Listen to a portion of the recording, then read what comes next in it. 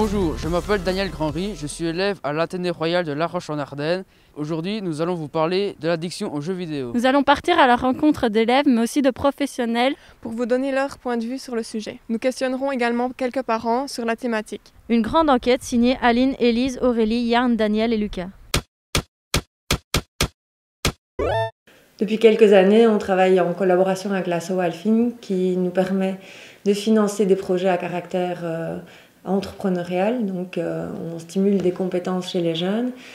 Et donc cette année, en fait, on est parti d'un constat, notamment un constat sur la cour de récréation, que les jeunes étaient rivés sur leur téléphone et en fait jouaient sur la cour de récréation en ligne au lieu de parler avec les autres élèves de la cour de récréation. Et donc cette idée de mener un projet de sensibilisation par rapport au jeu est venue et a occupé surtout les élèves au départ de la section informatique. On avait l'impression que pas mal d'élèves étaient addicts aux jeux vidéo. Ce que j'entends par addict aux jeux vidéo, c'est-à-dire que ça prenait une part tellement importante de leur vie que d'autre part de leur vie était mise un petit peu sous-estimée en tout cas. Au niveau scolaire, les résultats étaient vraiment en chute libre et ils avaient parfois tendance à rester plus fermés sur eux-mêmes. Fortnite ou d'autres jeux sur mon téléphone. Fortnite souvent.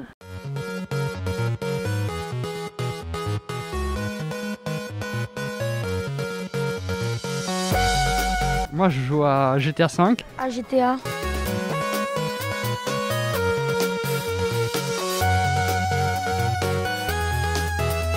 Des jeux du style Rocket League. Des petits jeux de coop.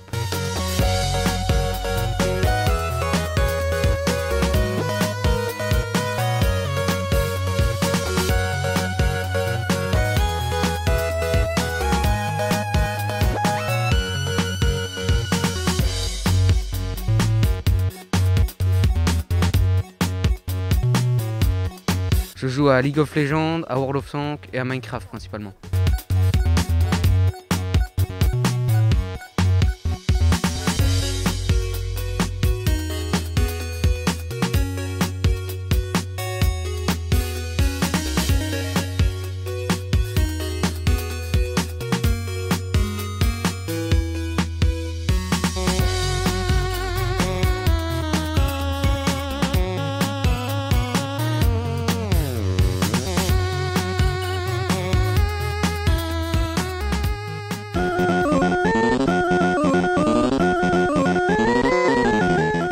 Non, parce que ça dépend en fait. Je joue par exemple une journée 20 minutes et des autres 1h30. Oui, mais c'est quand même bien, alors moi ça me dérange pas. Non, je ne pense pas. Avant oui, mais plus maintenant. Maintenant j'arrive à bien structurer mon temps. Combien de temps joues-tu? 8 heures par semaine. 2-3 heures. Alors très peu parce que je suis pas tout le temps là-dedans. 1 heure ou 2. Peut-être 1 ou 2 heures par jour. Je dirais 6 heures quand j'ai congé. 4 ou 5 heures par jour. Pour quelles raisons joues-tu? Pour le gameplay qui est intéressant. Parce que sinon je m'ennuie un peu chez moi. Parce que c'est gay. Parce que mes copains m'y ont invité et puis je me voyais pas le refuser. Voilà. Parce que j'aime bien et c'est mon tonton qui m'a initié à jouer à GTA. Donc. Pour passer le temps ou jouer avec des amis, s'amuser surtout. Je sais pas, ça me divertit, j'aime bien passer du temps avec les gens, parler avec eux. J'aime jouer avec mes amis. Est-ce que ça engendre des problèmes avec tes parents? Parfois oui, mais forcément il y a des conflits, c'est normal. Non, parce que je joue avec eux de temps en temps, pas beaucoup, exprès. Non, pas trop. Bon, des fois ils me font la reproche de tu joues trop. Mon père n'est pas d'accord n'est pas trop d'accord que je joue aux jeux vidéo, mais sinon il me laisse quand même, si j'arrive bien, à gérer mon temps. Penses-tu être addict? Je ne pense pas. Non, parce que vraiment il y a des mois où je joue pas du tout. Non, ça va encore. Peut-être pas addict, mais j'aime vraiment bien, quoi. C'est vraiment une passion. Non, je ne pense pas. Mon fils, qui a 11 ans. 11 ans, ok. Oui. Trouvez-vous qu'il y passe beaucoup de temps? Oui, énormément de temps, beaucoup de trop. Beaucoup. Savez-vous pour quelles raisons il joue? Je pense que c'est pour être en contact avec les amis, il parle beaucoup. Il y a les casques, le jeu avec des amis, même des gens qui ne connaissent pas, enfin qui connaissent mais par exemple son cousin qui est beaucoup plus âgé ou des copains de son cousin qui sont beaucoup plus âgés, qui ne voient pas forcément et je pense que ça lui plaît de pouvoir discuter avec eux, même s'ils ne parlent pas forcément du jeu pendant le jeu. Joue tout seul ou avec d'autres personnes? Avec d'autres personnes. Je joue tout seul. Je préfère en multijoueur, c'est plus amusant avec des amis. Avec quelqu'un, avec des amis. Quelles sont les stratégies que tu as pour moins jouer? Aller dehors, plus faire d'autres choses que jouer aux jeux vidéo. C'est vrai que c'est compliqué, si on n'est pas à la maison, directement on va sur l'ordinateur. Moi, je donnerais comme conseil déjà de jouer entre potes. Ça, c'est la meilleure façon d'à la fois jouer aux jeux vidéo et de faire du social en même temps, de la sociabilisation, de jouer faire du sport et si possible, s'il y a moyen, toujours de faire quelques activités avec ses parents. Alors ça, j'en ai pas, donc si t'en as, je suis preneur.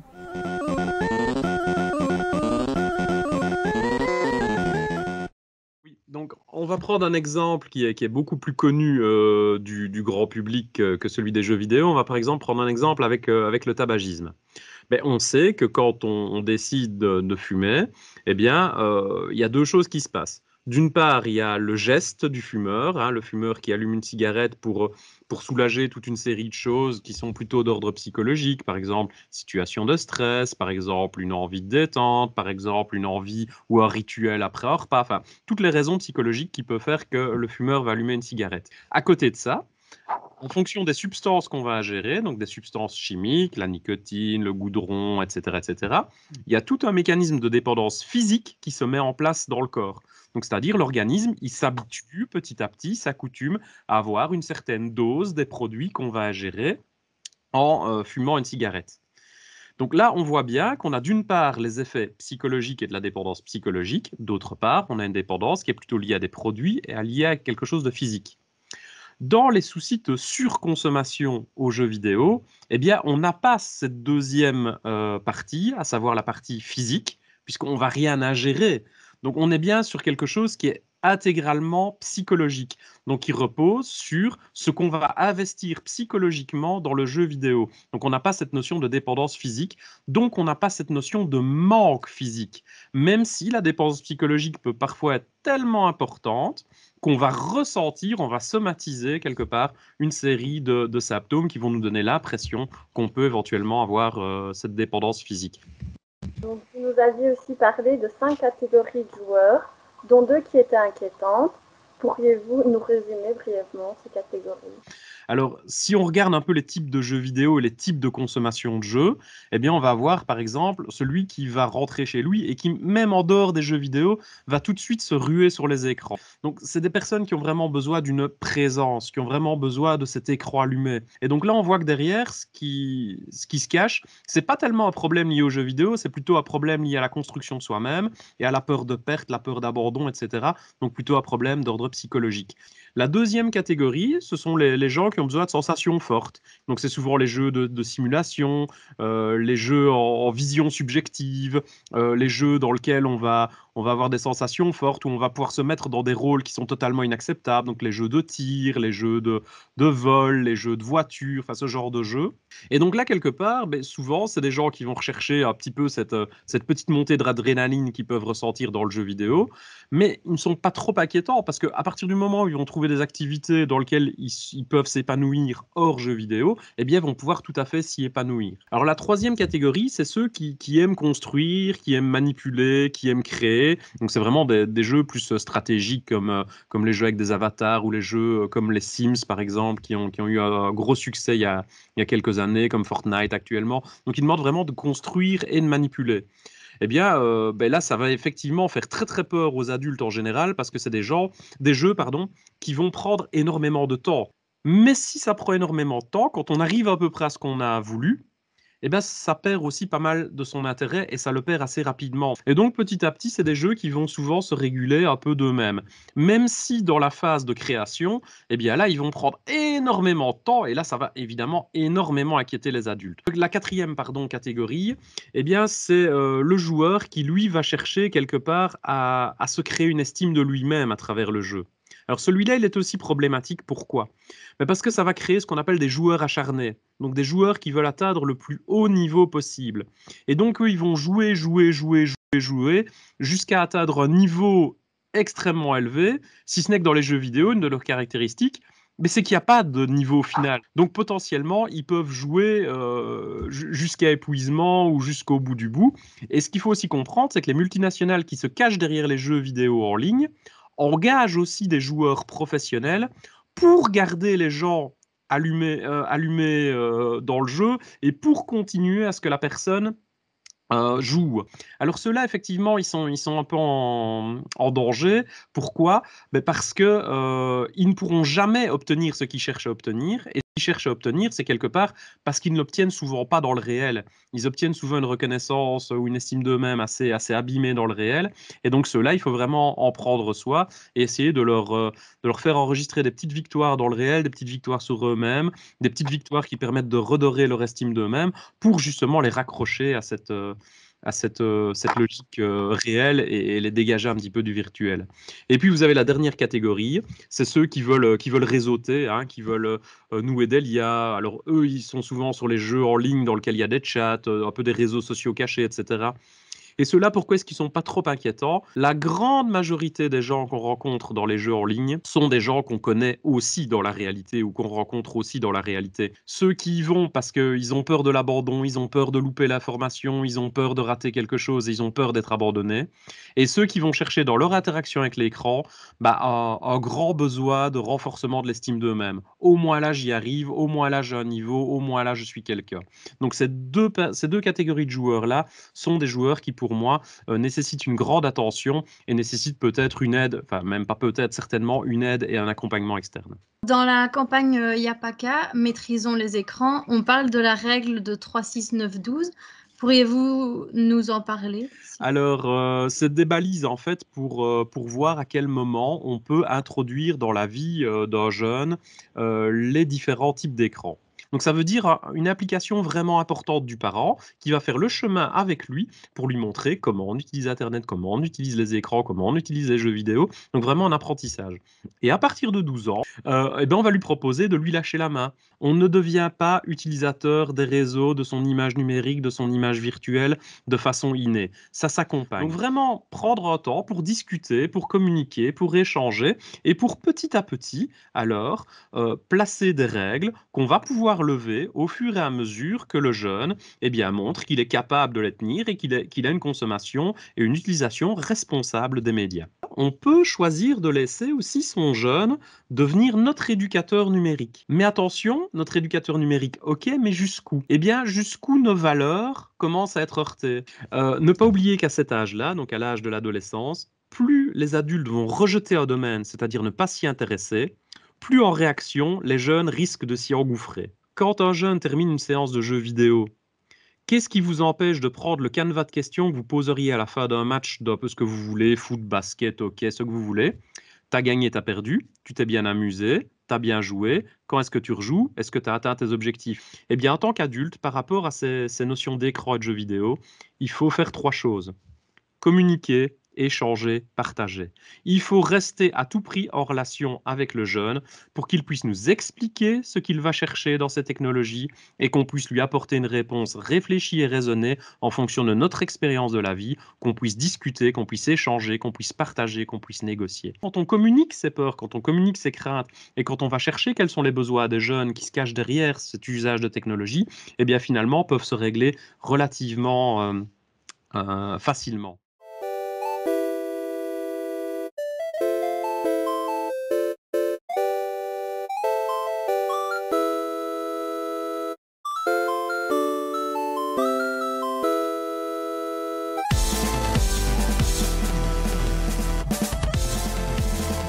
Quel est votre domaine d'expertise lié aux jeux vidéo? Le Digital Lab, c'est un espace qui se trouve à Liège, à côté de la bibliothèque des Chirou, dédié aux jeux vidéo. Qu'est-ce qu'on y fait? On peut venir créer des jeux vidéo, on peut venir se renseigner sur des jeux vidéo, donc que ce soit pour y jouer, pour pour pouvoir lire sur différentes pratiques du jeu vidéo. Donc si vous vous intéressez à la musique de jeux vidéo par exemple, nous avons quelques ouvrages qui traitent de ça. Puis c'est aussi et surtout un endroit pour pouvoir se rencontrer. On a plusieurs activités qui permettent aux amateurs de jeux vidéo de pouvoir se rencontrer, aux créateurs de jeux vidéo de pouvoir se rencontrer, mais aussi de pouvoir croiser les publics entre les créateurs, les chercheurs, les amateurs de jeux vidéo. C'est un espace qui sert un petit peu à ça. Alors, à l'ASBL CEPAGE, je suis animateur-formateur 2.0. Ça signifie que je travaille sur ce qu'on va appeler grossièrement les nouvelles technologies, donc YouTube, les jeux vidéo, etc. Je vais faire des ateliers avec des jeunes comme vous autour de ces questions-là. Combien d'argent gagnent les youtubeurs, c'est quoi leur métier, c'est quoi leur façon de travailler, les jeux vidéo, à quoi ça sert, est-ce que c'est possible pour des jeunes d'en créer, etc. Le Liège Game Lab, c'est un laboratoire d'études culturelles du jeu vidéo basé à l'Université de Liège, qui existe depuis 2016. Et son objectif, c'est d'approcher le jeu vidéo avec une perspective culturelle. Donc vraiment de développer tous les discours qu'on peut avoir sur le jeu vidéo comme un domaine culturel et artistique, et de l'approcher de plusieurs manières, avec plusieurs disciplines, pour développer un discours scientifique à son sujet. Est-ce que pour vous, les jeux vidéo sont dangereux? Le jeu vidéo n'est pas... je ne vois pas écrit danger nécessairement, évidemment. Quand je vois jeux vidéo, je vois surtout des opportunités de pouvoir apprendre, de pouvoir se projeter dans des histoires, à même titre qu'on peut se projeter dans une histoire, dans un livre, dans un film. Donc pour moi, c'est avant tout ça le jeu vidéo. Je pense pas que les jeux vidéo soient intrinsèquement dangereux. Bien sûr, il y a quelques cas limites. Il y a parfois des œuvres particulièrement problématiques où les auteurs ou autrices pètent un peu un plomb et font des œuvres très limites, comme il y a des films beaucoup trop violents, comme il y a des livres beaucoup trop violents et à ne pas mettre entre toutes les mains. Mais dans son ensemble, la production de jeux vidéo, elle est très large, elle peut s'adresser à plein de gens, autant à des jeunes qu'à des moins jeunes, autant à des hommes qu'à des femmes, etc. Et donc, j'ai pas envie de répondre globalement en disant que tous les jeux vidéo sont dangereux. Mais comme dans tous les arts, il peut y avoir des propositions qui sont parfois un petit peu limites et à réserver à des publics avertis. Pouvez-vous nous parler de pratiques culturelles positives liées aux jeux vidéo? Une des principales pratiques qu'il y a autour du jeu vidéo, pour moi, c'est déjà la création de jeux vidéo, que ce soit directement dans un jeu vidéo comme on a pu le faire dans Minecraft, où on a reconstruit Liège à l'intérieur d'un jeu vidéo, mais c'est aussi de pouvoir s'amuser à créer nos propres jeux vidéo et de ne pas seulement se contenter de recevoir les jeux, mais c'est de se dire j'ai envie de faire tel jeu, j'ai envie de faire un super punk dans l'espace, je peux le faire en fait. Je peux faire mon propre jeu de plateforme, je peux faire ma propre aventure dans le jeu vidéo. Alors pour prendre l'exemple d'un jeu qui est très connu, j'ai cru comprendre de vous, c'est le jeu Fortnite. Dans Fortnite, on peut tout à fait jouer au jeu sans chercher à poursuivre l'objectif de faire top 1 et d'éliminer tous les autres. On peut jouer au jeu simplement pour se divertir. On peut jouer au jeu pour construire à l'intérieur. On peut jouer au jeu en oubliant cet objectif de faire top 1, mais juste pour se balader en quad ou avec n'importe quel véhicule et profiter du paysage avec ses amis et discuter de tout et de rien. Donc tout ça, c'est des pratiques culturelles. C'est un objectif qui n'a pas été pensé par les développeurs du jeu, les créateurs du jeu en tant que tels. Eux, ils ont conçu leur jeu comme l'objectif, c'est de faire top 1. Mais après, la réception des joueurs et ceux qui font du jeu, elle est très plurielle, très diverse. Et c'est cette diversité qui fait la richesse du média, justement. J'aurais voulu savoir ce que vous pensiez de l'apprentissage par les jeux vidéo. Alors, l'apprentissage par le jeu vidéo, j'en pense beaucoup de bien. Il y a plusieurs cas dans lesquels ça croît de plus en plus. Il y a c'est utilisé en psychiatrie notamment, le jeu vidéo. Il y a un psychiatre qui s'appelle Bruno Berthier en France qui utilise beaucoup le jeu vidéo Portal dans ses séances de médiation avec ses patients. ça va être utilisé à l'école. Un professeur d'histoire qui s'appelle Romain Vincent utilise le jeu Stronghold pour parler d'histoire du Moyen-Âge. Moi, j'ai envie d'insister sur le fait que il ne faut pas uniquement voir le jeu vidéo avec un regard positif seulement quand c'est de l'apprentissage. Il faut aussi revaloriser le jeu en soi. Le jeu, ça peut être une fin. On peut jouer aux jeux vidéo pour s'amuser et c'est pas sale et c'est pas grave. Voilà, c'est pas parce qu'on joue pour s'amuser que le jeu vidéo devient un loisir abrutissant. Donc oui, il peut être utilisé pour apprendre, mais il ne faut pas limiter le jeu vidéo à ça.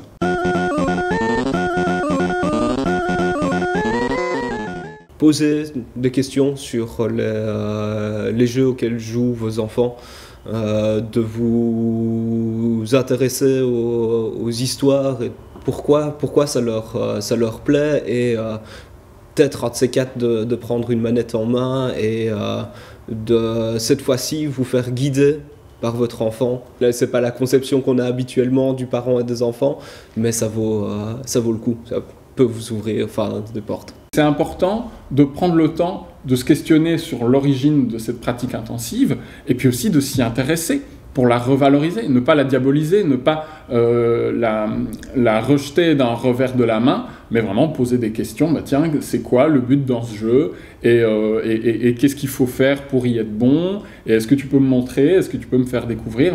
Ça, c'est important, mine de rien, parce que ça rend la pratique aussi moins transgressive et ça permet tout simplement de partager ce qui passionne votre enfant.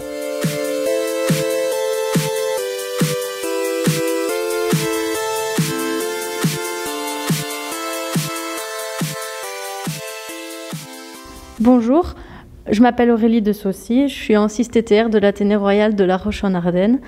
Pouvez-vous vous présenter en quelques mots et nous expliquer en quoi consiste votre travail? Bien, bonjour Aurélie, bonjour à tous, merci pour votre invitation. J'ai pour objectif au quotidien d'accompagner les enseignants dans leurs usages du numérique, que ce soit le numérique ludique par le biais des jeux vidéo ou que ce soit des numériques un peu plus sérieux par le biais des plateformes pédagogiques ou de tout outil qui pourrait leur servir à améliorer l'enseignement.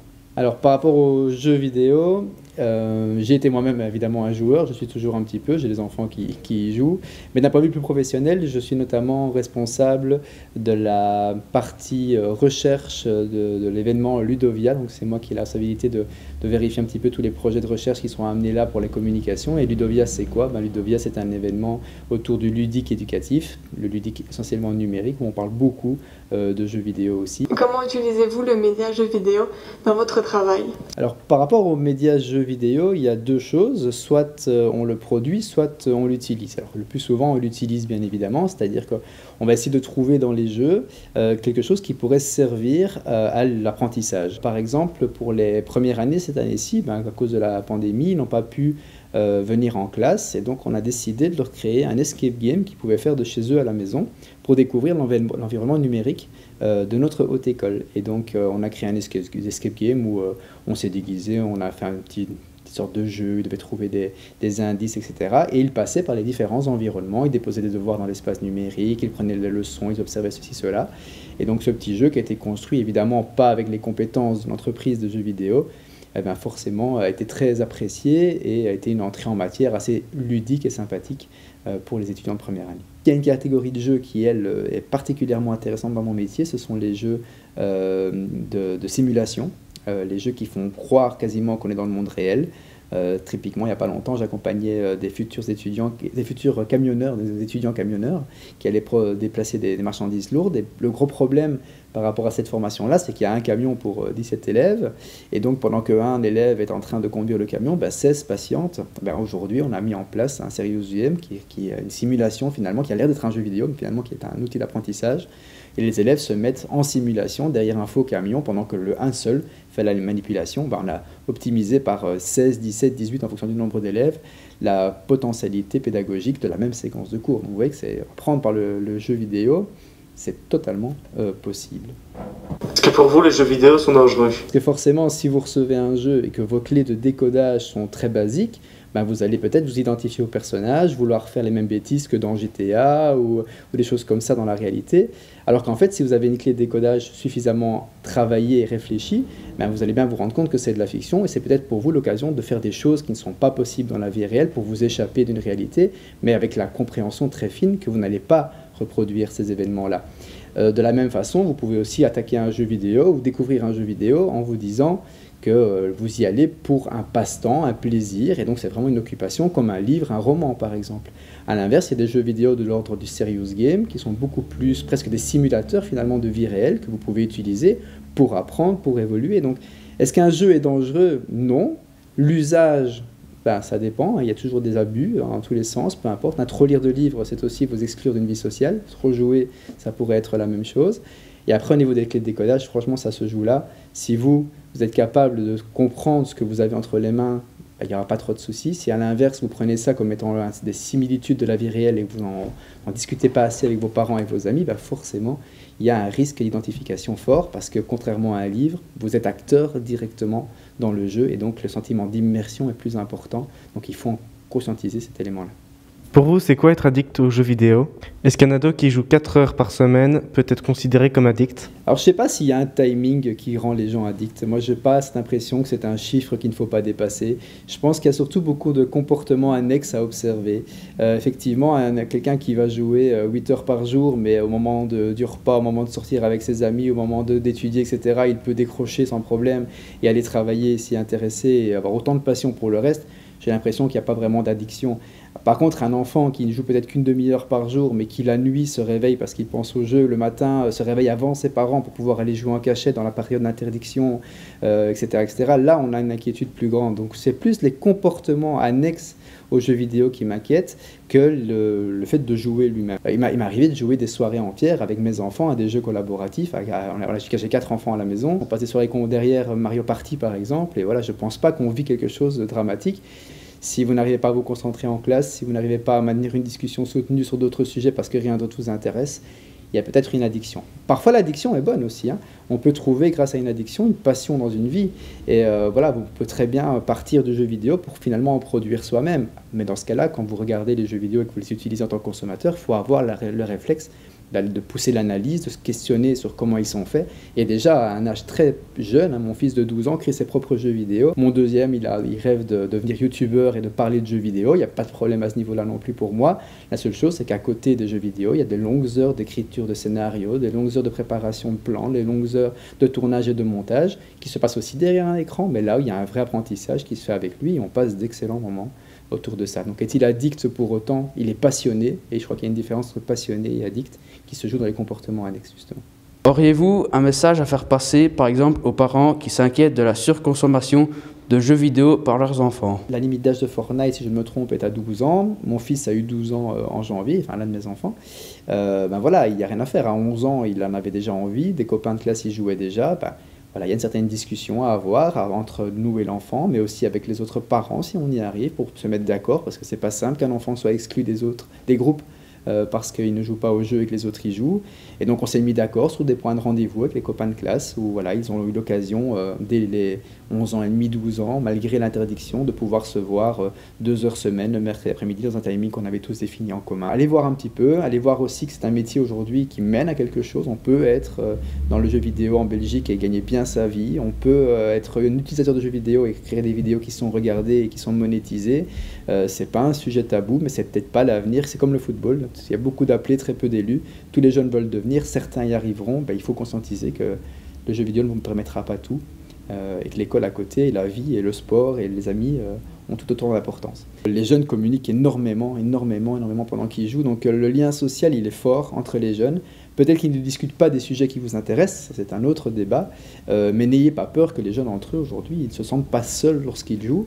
Par contre, ils peuvent être aussi bien ennuyés dans la vie réelle que dans un jeu vidéo, donc à surveiller aussi que votre jeune ne soit pas le rejeté des jeux, comme il peut être, entre guillemets, le rejeté là, ou le leader aussi agressif ou négatif d'un groupe dans lequel il pourrait être. Donc voilà. Et pour les jeunes, intégrez vos parents, pensez à leur dire, à discuter avec eux, même s'ils n'ont pas l'air intéressés, racontez-leur un petit peu et montrez-leur les belles choses que vous y faites. Parce que c'est sûr que si vous leur montrez des 5 ou des 6-0 dans FIFA, ils vont peut-être pas trouver l'intérêt, mais si vous leur montrez les belles créations que vous faites dans Minecraft, je suis sûr qu'il y aura peut-être déjà des choses sur lesquelles vous allez pouvoir discuter. Assassin's Creed, montrez-leur l'arrière-plan, rien que ça, expliquez-leur les liens que vous avez fait avec vos cours, ils seront assez bien émerveillés. Avez-vous un message à faire passer à ceux qui regarderont ce reportage? Si j'ai un conseil, oubliez le concept de jeu vidéo, passez du temps sur jeu par jeu et événement par événement, et quand vous avez un jeu, enfin quand vous avez acheter une console à un enfant, c'est pas le problème. C'est derrière les jeux que vous allez laisser installer ou vous allez pouvoir choisir. Donc quand vous allez prendre une pochette au magasin, c'est là qu'il faut prendre du temps. Et se demander pourquoi faire, combien de temps, etc. Et quel est l'âge qui est conseillé, quels sont les amis avec qui tu vas jouer. Voilà, ça devient intéressant. Et si dans votre bibliothèque de jeux vidéo, vous avez 80% de jeux de guerre et de bagarre, bah forcément, vous influencez la vie d'un jeune. Si à l'inverse, vous avez 50% de plaisir, d'individualisation, de jeux où on incarne un personnage, de jeux où on va travailler de manière coopérative, parce qu'il y a beaucoup de jeux coopératifs, on apprend ensemble à réaliser une tâche, bah, tout ça, évidemment, c'est de la plus-value. Pour moi, le jeu vidéo en lui-même n'est pas ni à blâmer ni à encourager. C'est chaque jeu individuellement qu'il faut questionner pour voir si, avec ces jeux, qu'est-ce que je peux faire, qu'est-ce que je peux apprendre, qu'est-ce que je peux prendre comme plaisir, et avoir un équilibre dans le choix de ces jeux pour pouvoir, évidemment, avoir une vision du monde très globale et pas se focaliser sur un type uniquement d'art ou de jeu. Un peu comme vous lisez plein de livres, pensez à utiliser plein de jeux et à découvrir un peu tout ce qui existe.